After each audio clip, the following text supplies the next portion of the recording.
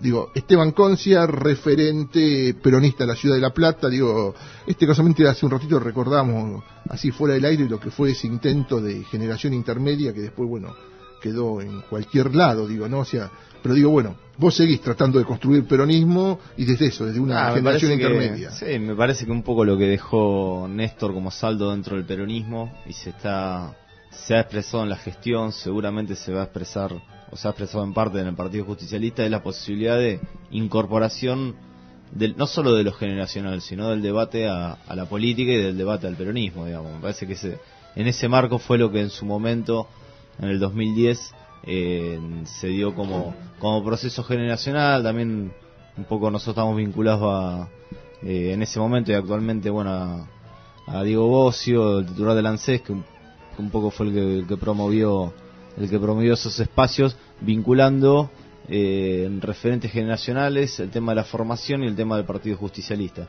En ese momento también se constituyó Gestar, que es un poco el instituto de formación que, bueno, lo tiene a la cabeza a Gioja, ¿no? Que está pasando un momento bastante particular. Bueno, y ese fue el ámbito un poco que nos permitió reunirnos a militantes, a dirigentes, a compañeros, en el apoyo al gobierno nacional, pero sobre todo en el desafío de cómo encarar la construcción política y la gestión pública desde un lugar que se pudiera salir del marketing, desde un lugar que se pudiera salir del conservadurismo, desde un lugar que se pudiera plantear ideas y avanzar en el proyecto de país que todavía está en marcha. Así que fue una experiencia interesante y sigue siendo, porque de todas maneras la mayoría continuamos dentro del peronismo y del Frente para la Victoria, así que continuamos en el mismo espacio, ¿no? Quizás no en los mismos circuitos, pero en los mismos espacios, y bueno, y gestionando y trabajando. Arrancaste ahí, digamos, con pelota dominada, peronismo a full, ¿no? Y estamos entre dos fechas, ¿no? O sea, entre la fecha del nacimiento del general, que fue el 8, y el 17, digo, el día así mítico, digo, por excelencia del peronismo y de las grandes movilizaciones de la Argentina, digo, fundamentalmente del siglo XX, en estos 13 años que van de este siglo, digo, a ver, la movilización más grande fue el fallecimiento de Néstor Kirchner, pero ni por casualidad emparda lo que fue aquel 17 de octubre, digo, el alfonsinismo tuvo alguna movilización importante, tampoco alcanza, digo, aquel Semana Santa de cuando Rico se levantaba contra la democracia, digo, o sea, tampoco emparda el 17 de octubre, y seguramente debe ser Ezeiza, ¿no? Digo, la otra gran movilización del siglo XX, que bueno, que lamentablemente por lo que pasó quedó deslucida, digo, debe ser la otra gran movilización que emparda la épica del 17 de octubre. Digo, pero la pregunta es esta, digo, pregunta jodida para un peronista porque hay definiciones de todo, digo, bárbaro, hoy por hoy bárbaro habla que es una identidad cultural, el peronismo, ¿no? Bueno, digo, para esto, digo, para jóvenes como vos, digo, de la generación intermedia, digo, para jóvenes, digo, que están en esta movida de gestar junto a Bocio, digo, contra, bueno, este veterano que vos nombrabas, ¿no? O sea, que está pasando, bueno, insólito la caída de un helicóptero, lo que le pasa a Gioja, digo, esas cosas, bueno, que nadie espera y ocurren, ¿no? Digo, ¿qué es el peronismo? ¿Qué entienden por peronismo? Me parece que para el que está escuchando, para nosotros mismos, la manera más fácil de explicar y la manera que te resuelve un poco el debate y el de estar dando vueltas es, uno, el peronismo lo ve en la aplicación concreta de las políticas públicas que está haciendo el gobierno, digo. Ahí está el peronismo. Está también en la liturgia, está también en cantar una marcha, está también en lo histórico, está también en las fechas que vos mencionabas, pero sobre todo está en esa actitud transformadora, en esa actitud desde la gestión, sea desde la gestión pública, o sea desde un club, sea desde una sociedad de fomento, intenta modificar las cosas y construye políticas públicas concretas. Digo, me parece que el peronismo se define ahí, se define en la asignación por hijo, se define en un sistema de seguridad social que en la Argentina tiene una cobertura del 94%, que no llegan ni países como Estados Unidos ni como Suiza.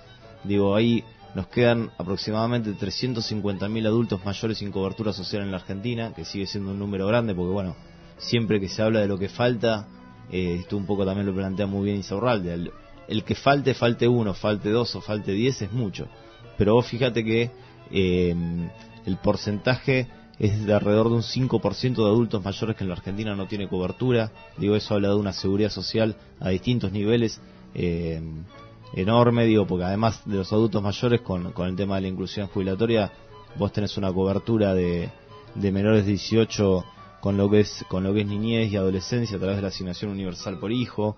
El otro día en ANSES hubo un encuentro con el tema de gestión y ahí veíamos algunos gráficos. El sistema previsional argentino transfiere a 14.800.000 personas un ingreso mensual. Digo, y eso no es una dávida, sino es un reconocimiento de derecho. Digo, bueno, en esas políticas concretas, digo, en la posibilidad de lo que comentábamos el otro día de achicar la brecha del conocimiento a través de que mayor cantidad de argentinos terminan el secundario, que parece una cuestión que había estado dejado de lado, pero solo el 50% de los argentinos terminan el secundario, lo cual produce un mercado laboral roto, con muchos sectores que no pueden acceder.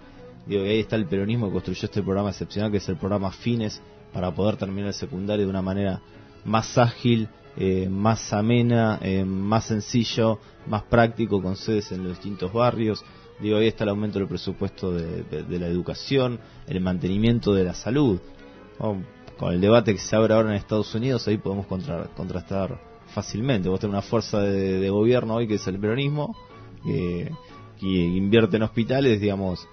Bueno, ayer también hubo acá en la zona de Los Hornos si bien no es un hospital propiamente dicho, como era el reclamo original de los vecinos, me parece que para una zona que podría ser una ciudad como Los Hornos, me parece que es un avance.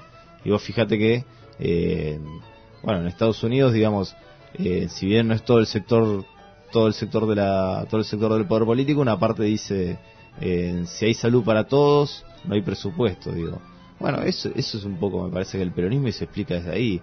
Creo que este gobierno solucionó eso, digamos, solucionó el debate en que el peronismo es eso, y me parece que va a ser también en la continuidad de los próximos años, porque si hay algo que nosotros no vamos a permitir es el ingreso de los Reutemann, de los de la Sota, o sea, digo, de algunos que evidentemente por ahí quieren volver para decirlo de alguna manera, políticas liberales dentro del peronismo. Digo, esos son los personajes que llevan esas políticas, claramente. Digo, a ver, en síntesis, 3 banderas, 20 verdades. Dentro de las verdades del peronismo, en algún momento dice humanista y cristiano. Digo, ¿por qué te digo esto? Digo, porque si tomo el cristianismo, su gran máxima es amarás a tu prójimo como a ti mismo. Digo, de las 3 banderas, podríamos decir en síntesis, que la gran bandera es la justicia social, y de ahí se puede desarrollar. Seguramente, mirá, nosotros en los primeros eventos que se organizaron de lo que era el sector, sector del kirchnerismo, si se quiere, más cercano, digo que por ahí se hacían charlas con Zanini. A mí me quedó una definición muy clara que dice: el principal problema de la Argentina y de nuestras sociedades, y por lo tanto es el principal problema de un gobierno, es la desigualdad. O sea, la desigualdad es el principal desafío de nuestras sociedades, digamos, y ahí es donde está el Estado, y ahí es donde está la política. Así que me parece que eso es una cuestión fundamental, y se ha habido, viendo las políticas que se fueron llevando adelante durante los últimos años, me parece que se está buscando atacar centralmente eso, cuando hay otros sectores que pretenden, digamos, que tienen otras preocupaciones o ponen en la agenda otras situaciones que tienen que ver con la posibilidad del enfriamiento de la economía, que tienen que ver con la maximación de ganancias de algunos sectores económicos. Digo, vos fíjate que el desafío está puesto a veces ahí, y no en la lucha principal, que es la distribución de la riqueza. Cuando hoy por hoy se hablás de las figuras de Reutemann, obviamente tenemos la figura de Massa, y hoy por la mañana la gente de Carta Abierta habla del Frente Restaurador, más que del Frente Renovador, en un documento. Se habla de volver a algunas cosas que desde el lugar de la militancia, ustedes como oficialismo están haciendo todo lo posible y humanamente posible, y nos consta todo, de recorrer barrio por barrio, trabajar, es un trabajo de 24 horas. Creo que han consagrado derechos este gobierno, y creo que hoy por hoy volver hacia atrás le va a resultar difícil a cualquier gobierno, porque hay una fuerza militante, y por ejemplo, a la gente, es decir, el no entregar más computadoras en las escuelas, ya no se piensa, es decir, ya está heredado como un derecho. La restauración del ingreso a los jubilados, en determinada cantidad de veces al año, ya está establecido como derecho. Se han consagrado un montón de cosas que va a ser difícil que cualquier gobierno pueda dar marcha atrás. ¿Cuál es el trabajo de ustedes como militancia para decir, sí, si bien esto está, pero están estos tipos, y estos tipos pueden efectivamente dar marcha atrás de a poquito, socavando, serruchando o lo que sea? ¿Qué es lo que hacen ustedes como militantes en los barrios para hacer alerta a la gente?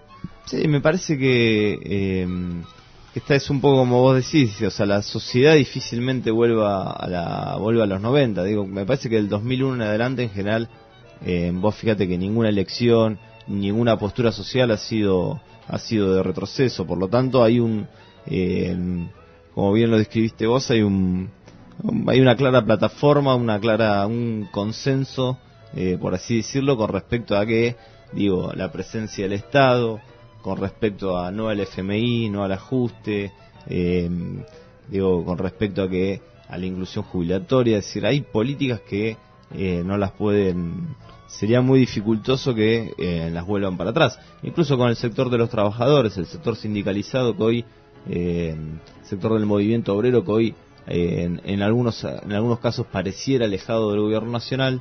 Yo estoy seguro que ante una medida, digamos, de frenar una paritaria, ante una medida de despidos, seguramente estaría movilizado y estaría activo, ¿no? Como ha sido un poco la experiencia histórica del movimiento obrero de este país y en los últimos años. Por lo tanto, me parece que hay un consenso social con respecto a que hay determinadas políticas que no hay que tocar. No obstante, el desafío no es solo decir, bueno, miren que se puede caer esto, sino, bueno, qué es lo que nos falta construir de acá hacia adelante, digo. ¿Qué nos falta como Partido Justicialista, qué nos falta como Frente para la Victoria para construir en los próximos años, en los próximos desafíos? Porque si algo se caracteriza el peronismo, me parece, es no por dar cuenta solo de lo que hizo, sino también por comprender los nuevos escenarios. Y tenemos un escenario, hoy venía leyendo a la mañana, digamos, seguimos teniendo un escenario de crisis de los países centrales, que por lo tanto perjudica los procesos de exportación.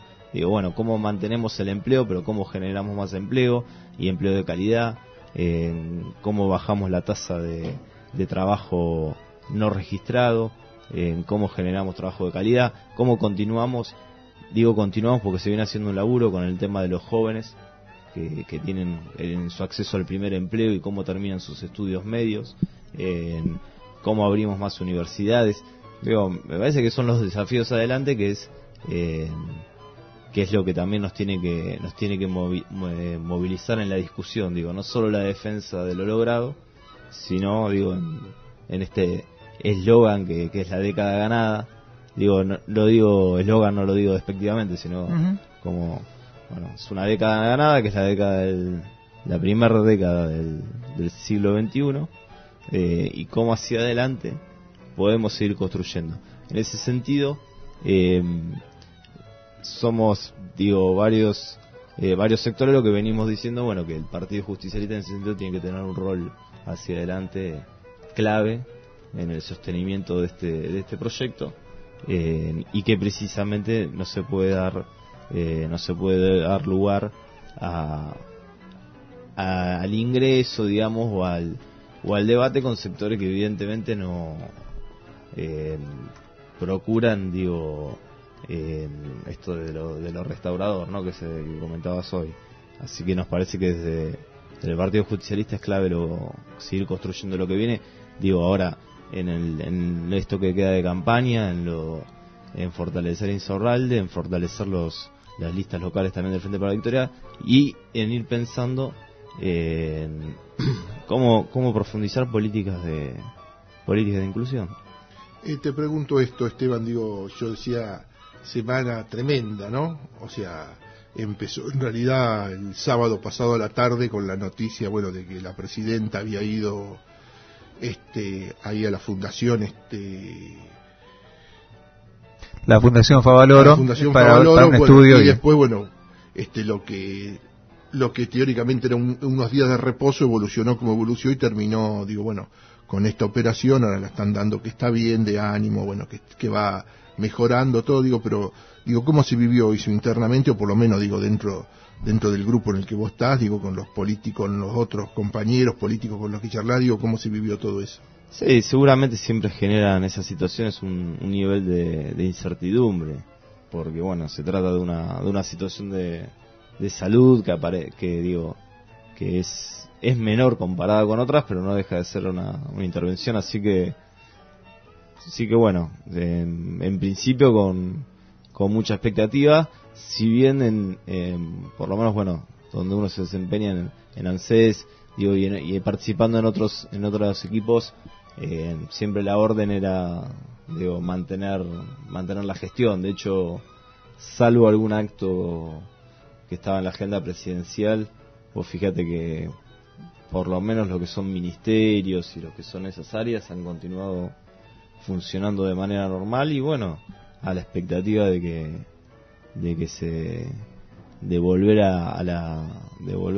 pronto a la normalidad. Me parece que en ese sentido las palabras durante la semana de Abel Medina fueron bastante como figura, ¿no? Como jefe de gabinete, me parece que fueron bastante claras en ordenar, decir, bueno, acá hay un equipo de trabajo, hay una política que se está siguiendo, vamos a seguir gestionando normalmente, por supuesto que esperando que la cara visible del proyecto se recupere y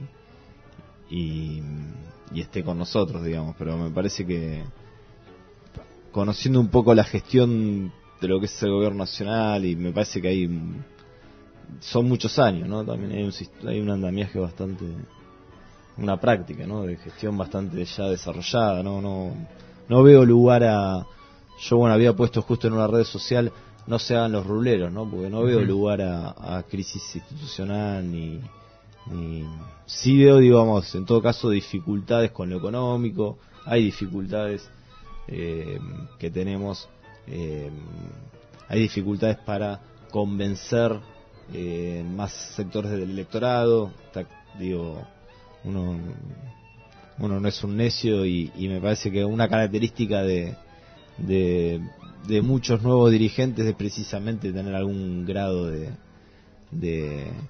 salirse del microclima, de salirse del fanatismo. Digo, nosotros estamos en dificultades electorales importantes, por lo tanto me parece que los desafíos van por ahí, y cómo volver a seducir en algunos sectores de la sociedad, más que en una crisis institucional. Me parece que eso no tiene demasiado asidero. Yo veo en el corto plazo Cristina volviendo a gestionar, y en el mientras tanto no veo que haya más allá de un chisperroteo, una chicana, no veo que haya una situación de crisis. Sí me parece que el desafío es volver a enamorar a algún sector más de la sociedad y poder romper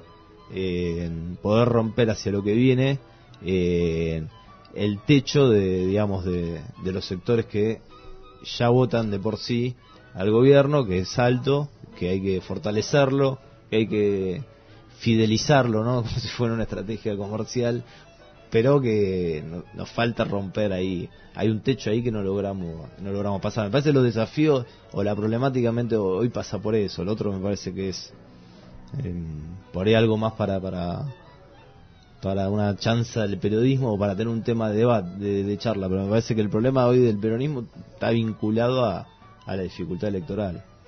Bien, digo, son las 12:44. Te propongo, vamos a un tema musical, y después seguimos charlando un ratito más. En ese ratito, quiero hablar de algunas cosas de La Plata. Vale. Les cuento esto. Estamos hablando con Esteban Concia, dirigente acá peronista en la ciudad de La Plata, que entre otras cosas es periodista, es licenciado en comunicación, no es periodista, decía así, no es periodista, él es licenciado en comunicación en el área de la planificación de las comunicaciones. Sí, o sea, un chascarrillo, una pequeña chicana, recibido acá, ¿no? Recibió en la Universidad Nacional de La Plata en el área de las planificación, en el área de planificación de las comunicaciones. Estamos hablando con Esteban Concia, referente del peronismo platense, que es un hombre ahí cercano a Diego Bocio, y que también trabaja en el ANSES, pero yo Vamos a ir por parte. A un momento vamos a hablar del Bolo, digamos, él lo tiró como título cuando hizo su introducción a la primera pregunta, habló algo de procrear, así que más adelante vamos a hablar de procrear. Pero yo decía cuando finalizábamos el bloque anterior, antes de ir a la música, decía que, bueno, Esteban Concia también es licenciado en comunicación, es periodista, es especialista en planificación en las comunicaciones, y decía, bueno, ley de medio, 4 años donde algunos nos quieren hacer creer que la ley de medio no está aplicada, que no es un aplicativo real, sino la ley de medio está vigente en su totalidad para todos menos 2 artículos para el Grupo Clarín. Y también voy a decir esto, el otro día hizo un informe interesante Sabatella de todas las cosas que se habían hecho. El gobierno por ahí, para mi gusto, no avanzó como tenía que haber avanzado, con toda la fuerza que tenía que haber avanzado en todas las cosas que se podían haber hecho con la ley de medios. Pero bueno, vos como militante del peronismo, como militante del kirchnerismo y como hombre de las comunicaciones, ¿qué lectura estás haciendo, de la ley de medios y de los medios en este momento en la Argentina? Me parece que la ley de medios es una apuesta esencial de los últimos años de la democracia argentina, que es muy buena. Es una cosa que, bueno, de hecho fue, cuando se votó hace 4 años, tuvo una mayoría importante, producto de la adhesión de varias fuerzas políticas diversas, así que parece que marca un antes y un después, y que hay que seguir construyéndola. Siempre a nosotros nos gusta tocar también lo regional y lo local, porque bueno, si bien participamos en la gestión y en una política nacional, también nos hacemos cargo de vivir en una ciudad. Y vos sabés que el otro día, bueno, estábamos recorriendo la zona oeste de La Plata, Melchor Romero, Abasto, Echeverri, y estuvimos en la radio Oeste. Por ahí hago mal de estar en una radio y en hablar de otra, por favor, pero Radio Oeste, que es una experiencia muy interesante que estamos trabajando a través de la conformación de una asociación civil compuesta por vecinos y sobre todo por jóvenes que armaron una radio en lo que es la vieja estación de Echeverri, ¿no? Y bueno, ahí se recuperó la estación, se hicieron aulas donde estamos haciendo cursos o donde se hace el programa Jóvenes por Más y Mejor Trabajo. Es un programa del Ministerio de Trabajo, se hacen cursos de radio precisamente, y además sale la radio a toda la zona con programas que hace el club de fútbol de la zona, con programas que hacen los chicos, con programas que hacen los del centro, digamos, comercial también de la localidad, y además se ha avanzado también en la cuestión de papeles de la radio. Recordemos que una de las cuestiones esenciales de la ley de medios, que quizás a veces se nos olvida, es que del total de frecuencias, tanto de radio como el total de espacio de lo audiovisual, esta lógica de tercios, ¿no? De que un tercio es propiedad, digamos, del sector privado, otro tercio del sector público y otro tercio del sector social, que puede ser un gremio, puede ser una iglesia, puede ser una ONG, y eso me parece que es una cuestión fundamental, que permite una propiedad de medios más amplia de la que teníamos hasta entonces. Por supuesto que, claro, la ley muchas veces y más en nuestro país, donde es un país atravesado por el poder económico, por el conflicto permanente, cuando la ley ha sido letra muerta, y muchas veces, y si los medios locales, los medios regionales, los medios pymes no tienen el fomento necesario, no solo a nivel económico, sino a nivel de capacitación, te pasa que, claro, ¿qué dice la derecha? Dice, bueno, pero si igual la gente sigue mirando TN y Canal 13. Eso en parte es cierto, y en parte tiene que ver con un know-how que ellos tienen con respecto a construir medios, y en eso nosotros tenemos que trabajar. También otra experiencia muy interesante en ese sentido ha sido la cooperativa Panorama, que conformamos acá en La Plata, que hoy está haciendo, por ejemplo, documentando y haciendo capítulos para Canal Encuentro, sobre el trabajo, no sé, sobre el trabajo del vino en Berisso, sobre los trabajos regionales, y se va conformando una carga de contenidos, que es el CDA, que es el cda.gov.ar, que hace a contenidos que se pueden, que un canal, digo, del interior o un canal nuevo lo puede reproducir, ¿no? Porque también a nivel de contenidos la diferencia hoy es, aunque está bajando, es 70-30 con respecto al privado del contenido que va generando el Estado. Bueno, eso me parece que son los desafíos adelante. Yo hoy lo veo como una cuestión que está a desarrollarse. Me parece que falta mucho y falta a nivel de capacitación. De hecho, nosotros, donde hemos podido dentro del gobierno, hemos planteado esa discusión, que me parece que sin financiamiento y sin construcción de contenidos y sin capacitación para el que lo lleva adelante, nos va a ser difícil una ley de medios en pleno. Ese es un poco, me parece, el desafío. Sí, es interesante esto que está planteando, sobre todo porque, es decir, si no se aplican los artículos que tienen que ver con la desinversión, con lo cual la principal cantidad de oligopolios que existen en el país, hablando sobre todo del Grupo Clarín, exhortase e instase a que se vayan desprendiendo de sus licencias y que se genere diversidad de voces con otros oferentes sobre esas licencias, el sentido original y que sostiene conceptualmente la ley de medios pierde consistencia, pierde fuerza, con lo cual son dos artículos que son medulares. Entonces, hoy por hoy no están en aplicación y eso hace que digan, entonces, ¿para qué tanto lío? Entonces, ¿para qué esto? Si Clarín sigue riéndose, si Clarín sigue... Entonces, apuntan un poco a cierto desgaste y cierto desánimo, hasta por ahí, hasta en la militancia, no lo sé, no me consta, pero la verdad es que se genera un poco esto, cuando en realidad la ley de medios sigue y está en aplicación y ha logrado bastantes avances en lo que estás diciendo, pero obviamente son dos artículos que son medulares y que están en manos de la Corte, y hay que ver qué pasa en las próximas semanas, ¿no? Seguramente va a ser posterior a las elecciones el pronunciamiento respecto de la constitucionalidad o no de la ley de medios, ¿no? Claro, sí, eso sería un paso fundamental, pero digo, eso está bien, claro, es un grupo económico que es Clarín, que son 275, si no recuerdo el número exacto, licencias, con además propiedad cruzada de medios, algo que existe prácticamente en la Argentina y en pocos lugares más. A nadie se le ocurriría que el New York Times tenga a la vez la señal de cable y tenga un canal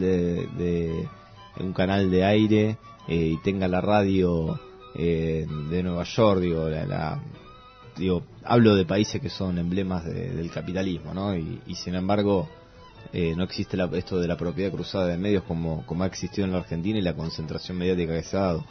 No obstante, yo vuelvo a insistir que me parece que el desafío es que logremos generar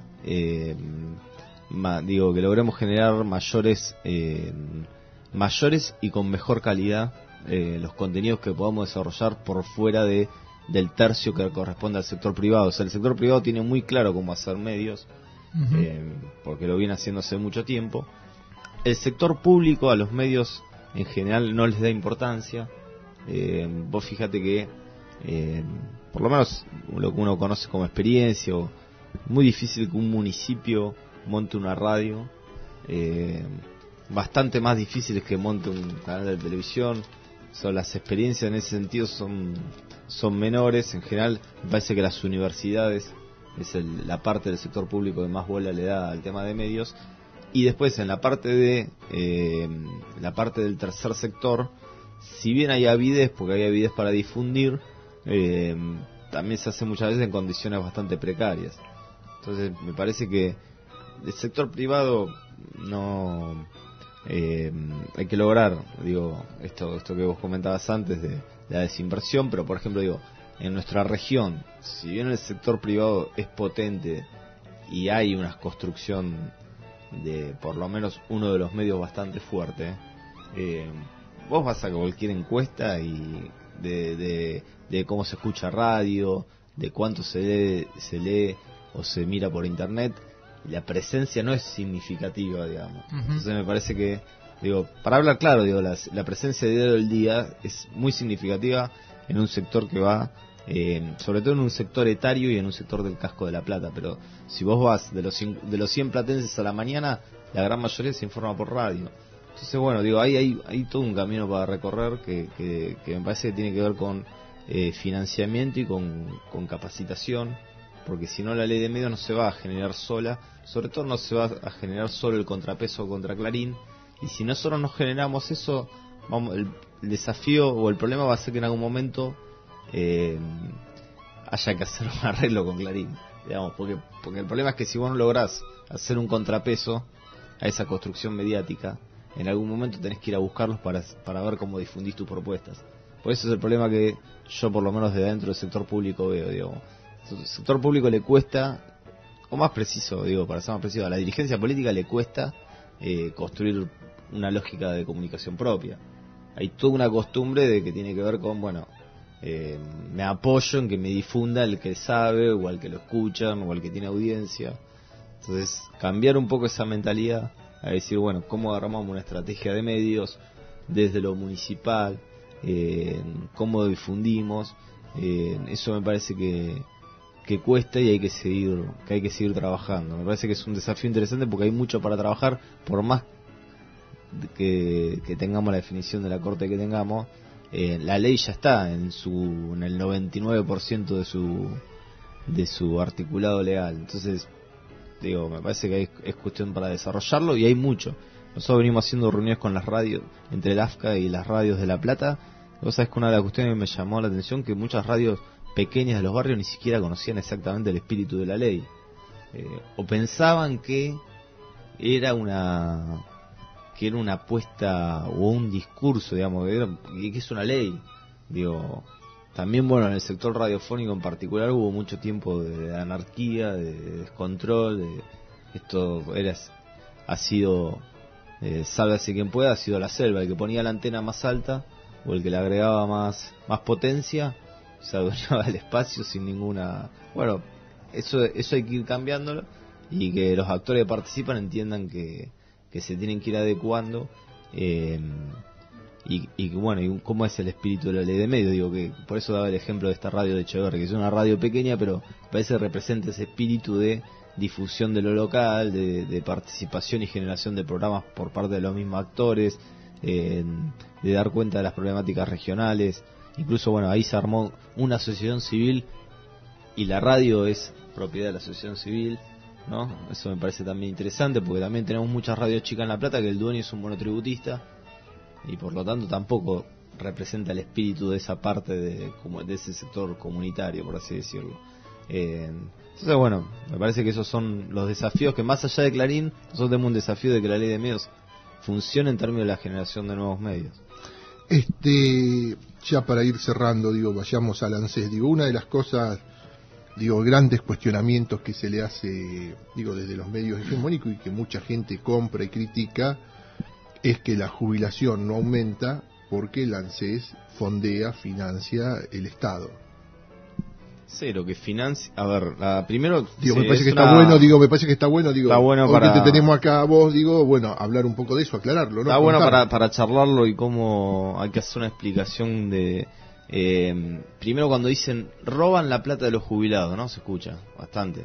Sí, más o menos, yo fui más prolijo, el término es ese, sí. ¿Dónde roban la plata a los jubilados? A ver, la plata de los jubilados, en realidad, es la plata que genera la economía actual. O sea, el sistema previsional argentino tiene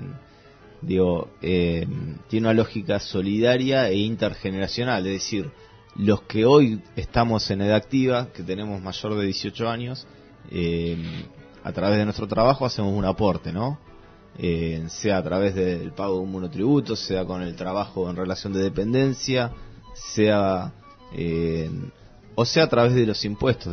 Hay un porcentaje de IVA, hay un porcentaje de otros impuestos que van a conformar el fondo con el cual se le paga mes a mes a los jubilados, ¿no? Por lo tanto, hablar de la plata de los jubilados es la plata es la plata que con el que cobra el jubilado es el dinero que genera la sociedad que está activa. Por lo tanto, en la medida en que la sociedad que está activa, que es la que tiene mayor de 18 años, haya mayor nivel de trabajo registrado y haya mayor actividad económica, mayor va a ser el fondo que hay para jubilados, digamos. En este caso se construyó a partir de la recuperación de que los fondos lo tenían la FJP y pasó nuevamente al Estado, se construyó un fondo de garantía de sustentabilidad, que es un fondo que lo que plantea es que los ingresos que se van generando para el sistema previsional argentino primero permitan cubrir la mayor parte. Al principio de la charla charlábamos de que del 2003 a la fecha tenemos 3.600.000 jubilados nuevos que quizás habían trabajado, quizás no, que habían trabajado pero no se habían registrado los aportes, o que habían trabajado en una situación de no registrado, o que te habían hecho un trabajo, digamos, de oficio o de changas, bueno, pero que también tenía el derecho de jubilarse. Por lo tanto se amplió el universo de los que están jubilados. Además de que con la ley de la movilidad jubilatoria 2 veces al año se hace un aumento. Pero además ese fondo lo que tiene la responsabilidad es de generar que la economía funcione para que se puedan generar mayor puestos de trabajo, y para que eso se pueda generar en mayor ingresos. Es un círculo virtuoso. Si no inyectamos dinero en la economía local, no se genera trabajo. Si no se genera trabajo, hay problemas sociales y no se genera empleo registrado y no se mueve la economía.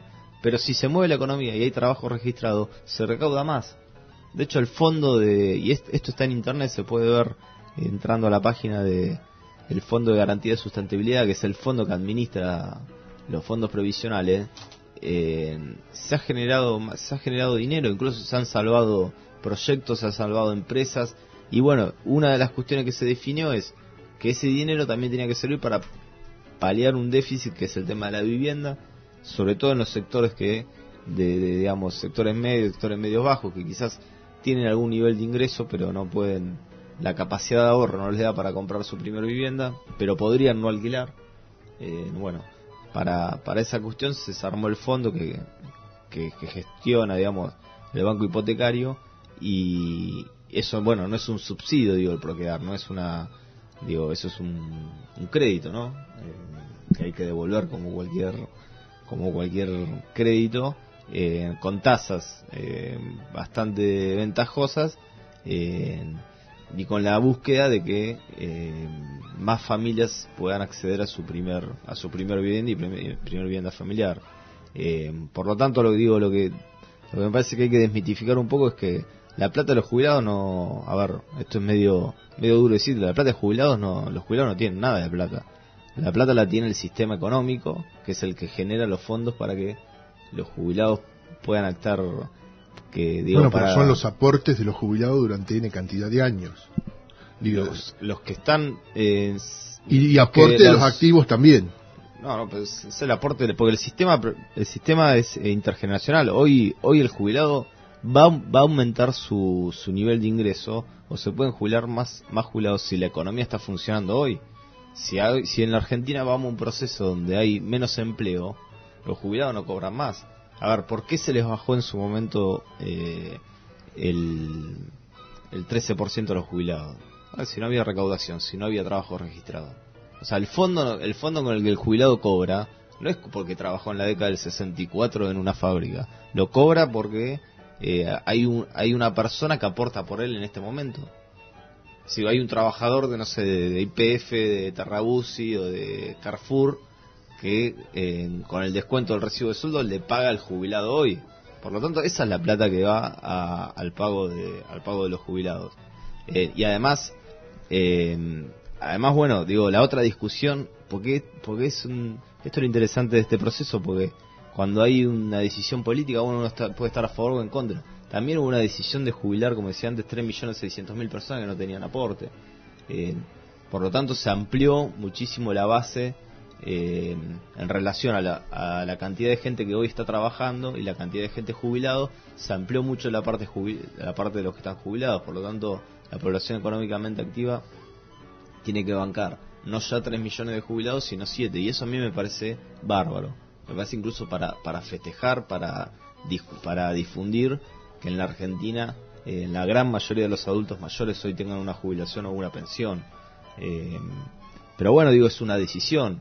Por supuesto, algunos pretenderían que haya menos jubilados que estén ganando jubilaciones digo, con otros montos. También uno reconoce que bueno, que la mínima hoy está baja todavía, digo, y si bien se va recomponiendo y se recompuso de los 200 pesos que cobraban hace unos años, está claro que está quizás a una distancia a una distancia de los precios que le corre por atrás. Ahora, se hizo un esfuerzo importante para que se jubilara una gran parte, una masa muy grande, y además, con el fondeo que genera la población económicamente activa hoy, se generan nuevos proyectos como el programa Procrear para que haya trabajo, y digamos, y ese trabajo genera nuevamente fondos al Estado. Y además soluciona un problema, porque ¿de qué te serviría tener la plata ahí o reventarla ahí si no lo haces, trabajar, no en una timba, sino trabajar en solucionar problemas? En este caso el tema de la vivienda.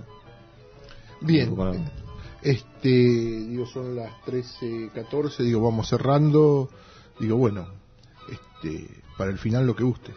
No, bueno, y básicamente en ese sentido me parece que estamos difundiendo el Procrear. Se van a hacer 130.000 sorteos de créditos.